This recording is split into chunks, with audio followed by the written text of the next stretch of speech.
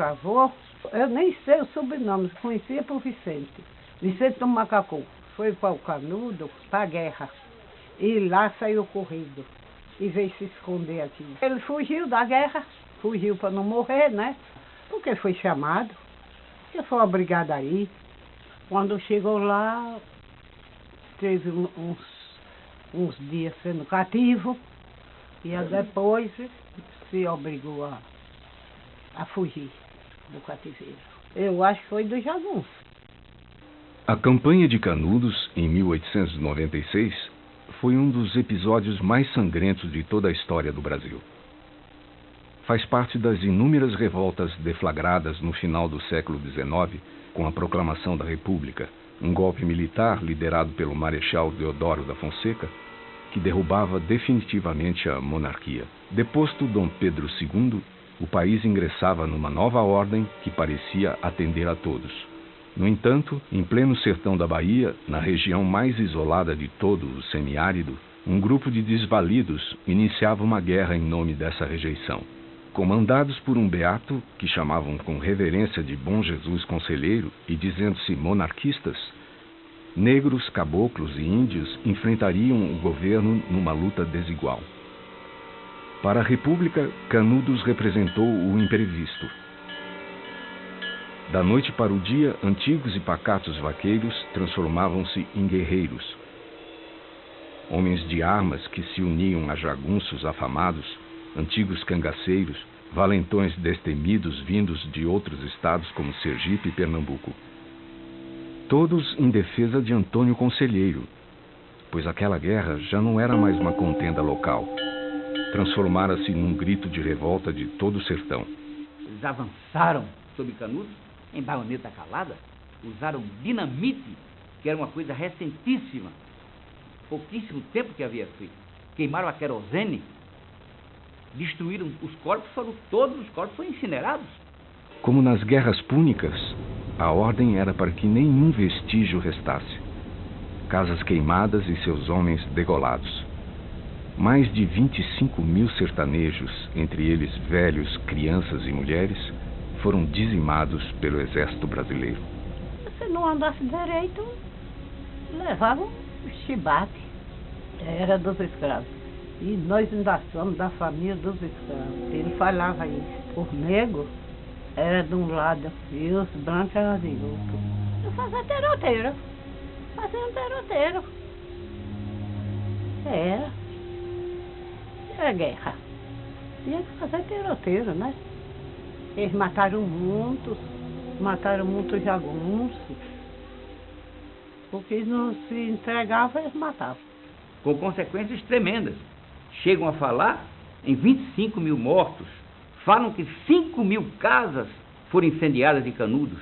Então, o jagunço era o guerreiro brasileiro por excelência, intuitivo, guerrilheiro, talvez alguns prefiram a palavra.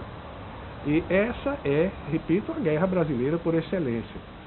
Canudos tornou-se um dos maiores genocídios da história do Brasil. Antes do livro de Euclides da Cunha, as elites do litoral e do sul não conheciam o sertão.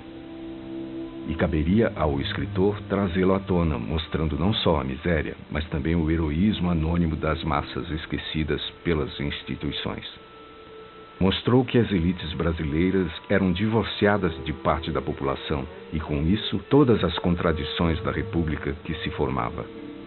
Diagnosticou que as razões aparentes da guerra eram o sebastianismo e o fanatismo religioso, mas as razões profundas eram o coronelismo, as questões agrárias, o isolamento e a miséria a que estava condenada aquela gente.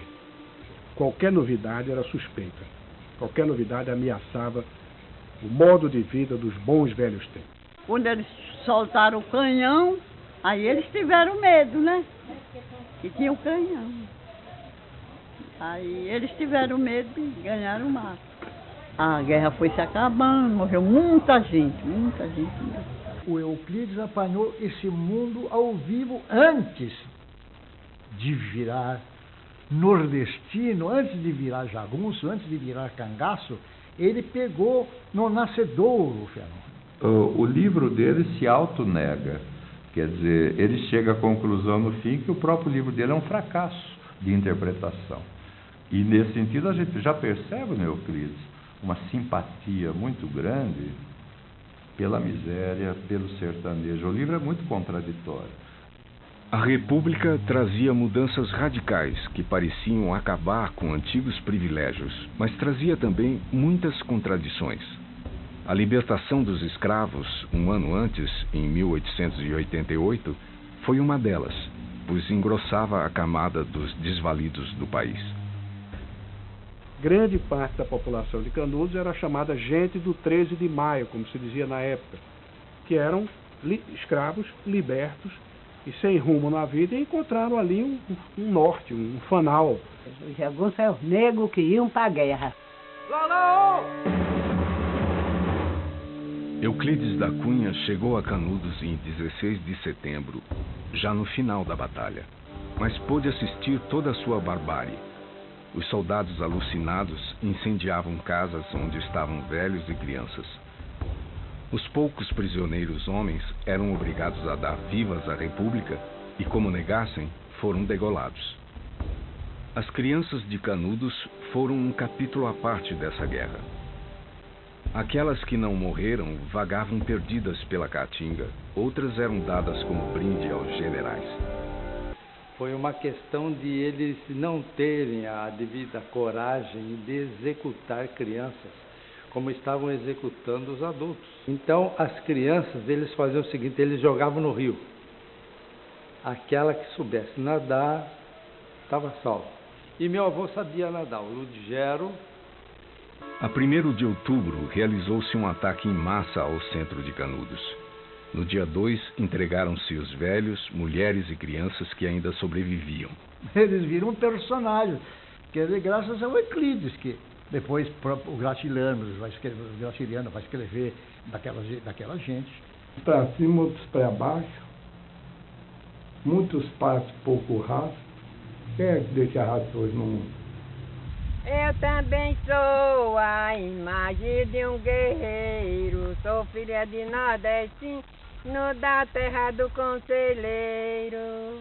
Serra Martins, que era comandante de brigada da coluna Sabagé, que veio por Aracaju, ele chegou ferido no Rio de Janeiro, foi ter um encontro com o Prudente de Moraes e disse: olha, presidente, eu não vi um jagunço. A República vai criar o uso da túnica da cavalaria ligeira europeia, nas cores fortes do azul ferrete, que é quase preto. Os revoltosos ganhavam todas as batalhas, assombrando a nação.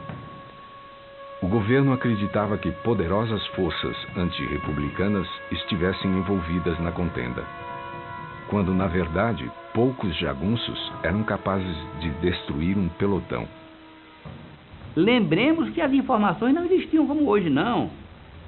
Pensavam que conselheiro estava recebendo armamento vindo pelo São Francisco, os gêneros alimentícios fornecidos por fazendeiros fanáticos, fanatizados, amigos dele.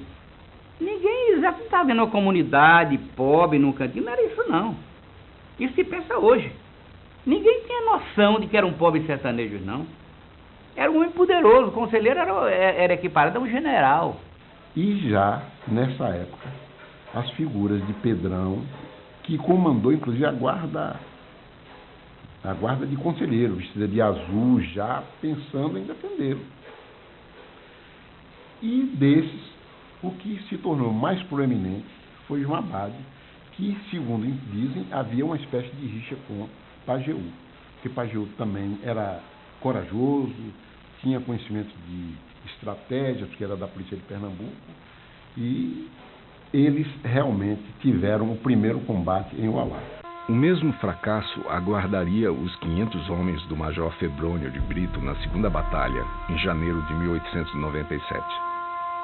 Vinham arrogantes com armas portentosas e canhão, mas sequer chegaram às portas de Canudos, pois na estrada do Cambaio foram surpreendidos pelos jagunços, que apareceram em trincheiras, num repentino deflagrar de tiros, derrubando a expedição de ponta a ponta.